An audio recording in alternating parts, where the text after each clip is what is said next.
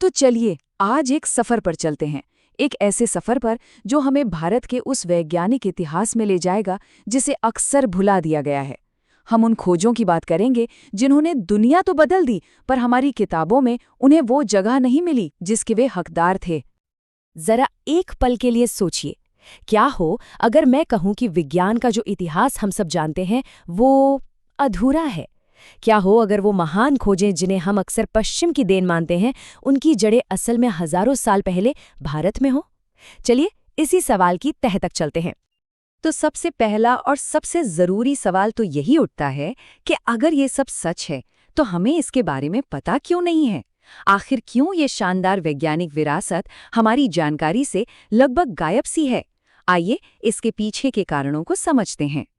हमें अक्सर यही पढ़ाया जाता है कि आधुनिक विज्ञान और टेक्नोलॉजी की शुरुआत यूरोप से हुई, पर यह कहानी का सिर्फ एक हिस्सा है। असल कहानी इससे कहीं ज्यादा पुरानी, गहरी और दिलचस्प है, और इसकी जड़ें किसी और ही जमीन में हैं। देखिए, इसके पीछे ना कई बड़ी वजहें हैं। सबसे पहली तो है औपनिवेशिक सोच, जिसके तहत इतिहास को एक खास नजरिए से लिखा गया। फिर हमारी शिक्षा प्रणाली भी यूरोप केंद्रित हो गई, और ऊपर से हमारे कई पुराने दस्तावेज और रिकॉर्ड या तो समय के साथ नष्ट हो गए या फिर आम लोगों की पहुंच से ही दूर हो गए। चलिए अब कुछ ठोस उदाहरणों की बात करते हैं। देखते हैं कि कैसे प्राचीन भारत ने अंतरिक्ष विज्ञान और मेडिकल साइंस यानी खगोल विज्ञान और चिकित्सा के क्षेत्र में ऐसी खोजें की जो अपने वक्त से सदियों आगे थीं। यूरोप में कोपर्निकस से लगभग 1000 साल पहले, जी हाँ 1000 साल पहले, हमारे खगोल शास्त्री आर्यभट्ट ने ये बता दिया था कि पृथ्वी गोल है, वो अपनी धुरी पर घूमती है और सूरज के चक्कर लगाती है। सोचिए उस जमाने में ये कितनी बड़ी और क्रांतिकारी बात रही होगी। अब सवाल ये है कि आर्यभट्ट ये सब हिसाब किताब कर कैसे पाए। तो इसका एक बड़ा राज था, शून्य। शून्य यानी जीरो का आविष्कार भारत में हुआ, और ये सिर्फ एक नंबर नहीं था, ये एक क्रांतिकारी कॉन्सेप्ट था जिसने गणित की पूरी दुनिया ही बदल दी। आज हमारे हाथ में जो स्मार्टफोन है ना, उसकी नींव भी कहीं ना कहीं उसी शून्य पर टिकी है। अब जरा एक और कमाल की बात सुनिए। आज से लगभग 2600 साल पहले, जब दुनिया के ज्यादातर हिस्सों में सर्जरी के बारे में कोई सोच भी नहीं सकता था, तब भारत में महर्षि सुश्रुत प्लास्टिक सर्जरी और मोतियाबिंद जैसे मुश्किल ऑपरेशन कर रहे थे। उन्हें यूं ही सर्जरी का जनक नहीं कहा जाता। और ये कोई छोटे मोटे ऑपरेशन नहीं थे। सुश्रुत ने अपनी किताब सुश्रुत संहिता में 300 से भी ज्यादा अलग अलग तरह के सर्जिकल औजारों के बारे में बताया है। यह अपने आप में इस बात का सबूत है कि उस समय की मेडिकल टेक्नोलॉजी कितनी एडवांस्ड थी। और बात सिर्फ सर्जरी पर खत्म नहीं होती। आयुर्वेद को ही ले लीजिए, जो आज पूरी दुनिया में वेलनेस का एक बड़ा सिंबल बन चुका है। ये सिर्फ जड़ी बूटियों का ज्ञान नहीं है, बल्कि शरीर विज्ञान, दवाइयां बनाने का विज्ञान और बीमारियों से बचाव यानी प्रिवेंटिव मेडिसिन पर आधारित एक पूरी वैज्ञानिक व्यवस्था है। चलिए अब कहानी को थोड़ा और आगे बढ़ाते हैं और चलते हैं गणित और धातु विज्ञान की दुनिया में, जहां प्राचीन भारत की महारत ने ऐसे कमाल किए जो आज भी हैरान कर देते हैं।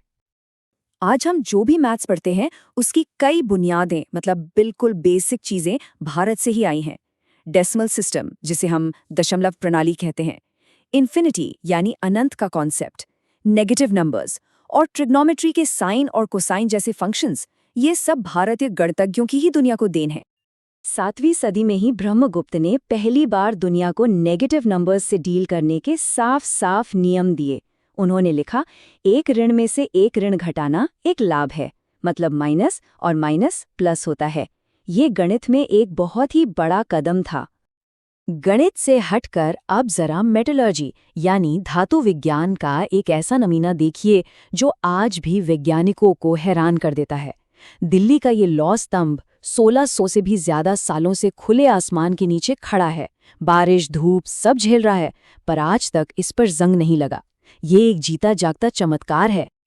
और ये चमत्कार क्यों है, ये नंबर देखिए। इस स्तंभ में जो लोहा इस्तेमाल हुआ है वो 99.72% शुद्ध है।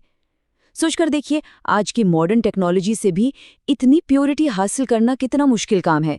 ये उस दौर के धातु विज्ञान का शिखर था। इसी तरह भारत में एक खास तरह का स्टील बनता था जिसे वुड्स स्टील कहते थे। ये इतना बेहतरीन था कि इसे पूरी दुनिया में एक्सपोर्ट किया जाता था। और इसी स्टील से बनती थी वो मशहूर दमश्क की तलवारें, जिनकी धार और मजबूती के किस्से आज भी सुनाए जाते हैं। तो ये सारे आविष्कार सिर्फ बड़े-बड़े सिद्धांतों तक ही सीमित नहीं थे। इनका असर आम लोगों की रोजमर्रा की जिंदगी पर भी पड़ रहा था, चाहे वो शहर बनाने की कला हो या फिर कपड़ा बनाने का हुनर। आज से लगभग 4,500 साल पहले की बात है। सिंधु घाटी सभ्यता के शहर जैसे कि मोहनजोदड़ो, वहां पर ढकी हुई नालियों का बेहतरीन सिस्टम था, पब्लिक बाथरूम थे और सड़कें एक ग्रिड पैटर्न में बनी थी। ये उस जमाने की अर्बन प्लानिंग का एक शानदार उदाहरण है। अब अगर इसकी तुलना करें तो बात और भी साफ हो जाती है। एक तरफ प्राचीन भारत में अंडरग्राउंड सीवर सिस्टम था और दूसरी तरफ उसके हजारों साल बाद के मध्यकालीन यूरोप में सड़कों पर खुली नालियां बहती थीं। इससे पता चलता है कि भारत की सिविल इंजीनियरिंग अपने समय से कितनी ज्यादा आगे थी। और सिर्फ इंजीनियरिंग ही क्यों, कारीगरी में भी भारत का कोई जवाब नहीं था। यहाँ का मलमल का कपड़ा इतना बारीक होता था कि उसे बुनी हुई हवा कहा जाता था। और ये सिर्फ कहने की बात नहीं थी। कहते हैं कि कारीगर 1 ग्राम कपास से 2 किलोमीटर से भी लंबा धागा बना लेते थे। तो इन सब बातों का, इन सारे उदाहरणों का आज क्या मतलब है? मतलब ये है कि हमें अपने इतिहास को शायद एक नए चश्मे से देखने की जरूरत है, एक ज्यादा पूरे और ज्यादा समावेशी नजरिए से। देखिए, विज्ञान कभी भी एक जगह पर कैद होकर नहीं रहता। भारत के ये सारे आविष्कार और विचार व्यापार के रास्तों से पूरी दुनिया में फैले और उन्होंने दूसरी सभ्यताओं में हो रही खोजों को भी तेज करने में मदद की। ये हम सबकी एक साझा विरासत है। जब हम इस छिपे हुए इतिहास को समझते हैं ना, तो एक बहुत बड़ी प्रेरणा मिलती है। ये हमें सिखाता है कि महान आइडिया जो दुनिया को बदल सकते हैं, वो किसी भी जगह से, किसी भी संस्कृति से आ सकते हैं। ये हमारी सोच के दायरे को बड़ा करता है।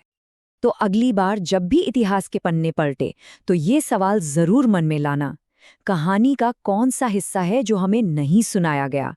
क्योंकि हो सकता है ऐसे न जाने और कितने दबे हुए इतिहास हैं जो बस खोजे जाने का इंतजार कर रहे हैं।